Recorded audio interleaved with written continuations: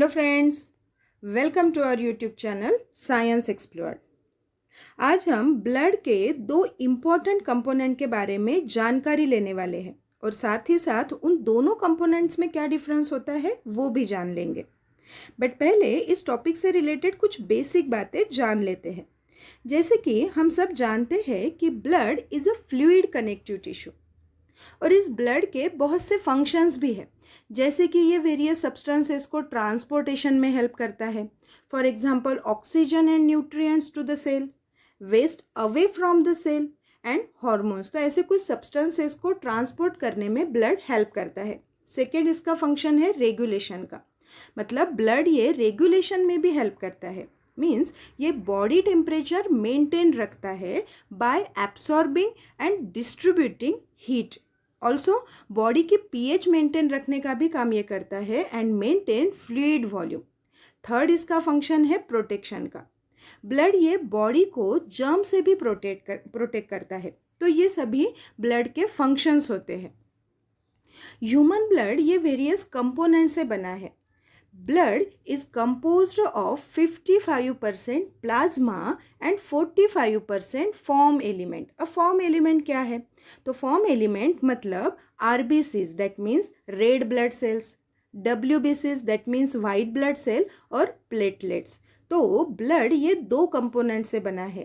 पहला है प्लाज्मा जो 55% में होता है और दूसरा होता है फॉर्म एलिमेंट जो 45% में होता है। इस डायग्राम में देखिए, जब भी ब्लड का सेंट्रीफ्यूगेशन होता है तो सेंट्रीफ्यूगेशन के बाद ब्लड ऐसे 3 पार्ट्स में डिवाइड होता है। जो ये ऊपर का पोर्शन होता है इसमें पूरा प्लाज्मा आ जाता है जो लाइट येलो लिक्विड है। अब प्लाज्मा में क्या क्या होता है? तो प्लाज्मा में वाटर रहेगा, प्लाज्मा में सॉल्ट भी रहेगा और साथ ही साथ इसमें एंजाइम्स भी होते हैं। ओके अब एग्जैक्ट इसके नीचे जो सेकेंड लेयर होती है उसे कहा जाता है बफी कोट। ओके अब बफी कोट में क्या होता है? तो बफी कोट में डब्ल्यूबीसीज रहेंगे जिसे ल्यूकोसाइट्स कहेंगे। ठीक है, तो जो सेकेंड लेयर है उसमें क्या रहेगा? डब्ल्यूबीसी दैट मीन्स ल्यूकोसाइट्स और दूसरा कंपोनेंट रहेगा इसमें प्लेटलेट्स। अब इसके नीचे जो लेयर होती है वो सबसे नीचे वाली लेयर होती है और इस लेयर में सेंट्रीफ्यूगेशन के बाद सारे आरबीसीज आ जाते हैं जिसे इरिथ्रोसाइट्स भी कहा जाता है। तो ऐसे सेंट्रीफ्यूगेशन के बाद ब्लड के सारे कंपोजिशन हमें पता चल जाते हैं। इन सभी कंपोजिशन को और इनके फंक्शंस को हमने पिछले कुछ वीडियो में ऑलरेडी डिस्कस कर लिया है और इस वीडियो की लिंक भी मैंने डिस्क्रिप्शन बॉक्स में प्रोवाइड की है। आज हम आरबीसीज और डब्ल्यूबीसीज में क्या डिफरेंस होता है वो डिस्कस करने वाले हैं। चलिए अभी हम आज का हमारा जो टॉपिक है वो स्टार्ट करते हैं। तो सबसे पहले जो आरबीसीज और डब्ल्यूबीसीज में डिफरेंस है वो है RBCs are called erythrocytes. RBCs का दूसरा नाम होता है इरिथ्रोसाइट और डब्ल्यूबीसीज का दूसरा नाम होता है ल्यूकोसाइट। सेकेंड पॉइंट है RBCs have a concave disc shape. तो आरबीसीज को एक पर्टिकुलर शेप होता है, उस शेप को कहा जाता है बाय कॉन्केव डिस्क शेप। और डब्ल्यूबीसीज के पास कोई पर्टिकुलर शेप नहीं होता है, वो इरेगुलर शेप के होते हैं। थर्ड पॉइंट है size varies from 6 to 8 micrometre in diameter. RBCs की एक पर्टिकुलर साइज होती है जो 6 to 8 माइक्रोमीटर की होती है और डब्ल्यूबीसीज की साइज है 12 to 17 micrometre in diameter. Next The lifespan of RBCs is about 120 days। तो RBCs की लाइफ स्पैन 120 डेज की होती है और WBCs की जो लाइफ स्पैन होती है वो 12 to 20 डेज की होती है। इसके बाद WBCs ये लिम्फेटिक सिस्टम में डिस्ट्रॉय हो जाते हैं। नेक्स्ट है RBCs do not have nucleus on maturity. जब आरबीसीज ये मैच्योर्ड हो जाते हैं तो उनमें न्यूक्लियस नहीं दिखाई देते हैं, वहाँ पे न्यूक्लियस नहीं रहता है। डब्ल्यूबीसीज में सेंटर में लार्ज न्यूक्लियस दिखाई देता है। Next is RBCs appear red in colour. अब आरबीसीज का रेड कलर क्यों होता है?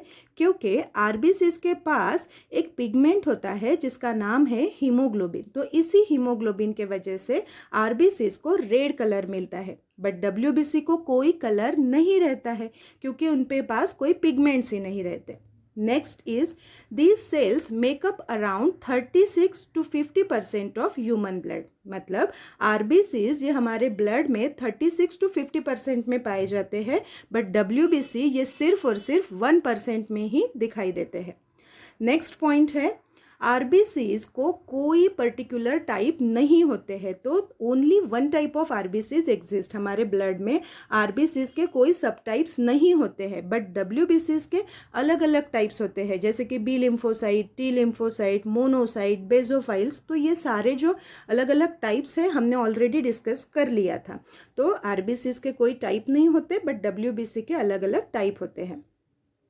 RBCs help in the transport of respiratory gases to different part of the body। तो यहाँ पे RBCs का फंक्शन दिया है। तो RBCs क्या करते हैं, रेस्पिरेटरी गैसेस को ट्रांसपोर्ट करने में हेल्प करते हैं। और WBC का क्या फंक्शन है, they help in producing antibodies to fight against disease causing microbes. तो WBC ये एंटीबॉडीज प्रोड्यूस करते हैं, और एंटीबॉडीज का काम तो आपको पता है कि ये डिसीज कॉजिंग जो माइक्रो ऑर्गेनिज्म है उनके अगेंस्ट फाइट करती है। Okay, next is RBCs produced in the red bone marrow. तो आरबीसीज का लोकेशन जहाँ पे वो प्रोड्यूस होते हैं, वो कहाँ पे प्रोड्यूस होते हैं, तो वो रेड बोन मैरो में प्रोड्यूस होते हैं। अब डब्ल्यूबीसी भी रेड बोन मैरो में प्रोड्यूस होते हैं, बट इसके अलावा वो लिम्फ नोड और स्प्लीन में भी प्रोड्यूस होते हैं।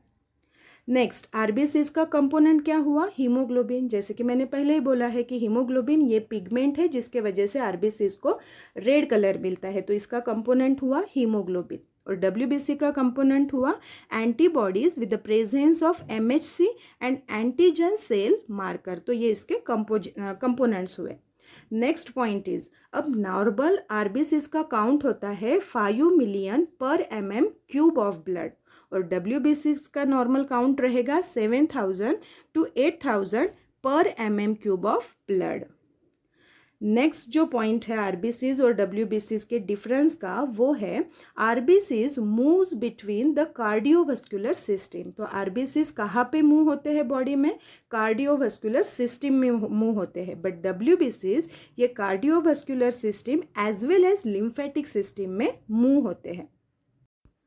The process of formation of RBC is known as erythropoiesis. तो आरबीसी प्रोडक्शन की जो प्रोसेस है उस प्रोसेस को इरिथ्रोपोइसिस कहा जाता है, बट डब्ल्यूबीसीज की जो प्रोडक्शन की प्रोसेस है उन्हें ल्यूकोपोइसिस कहा जाता है।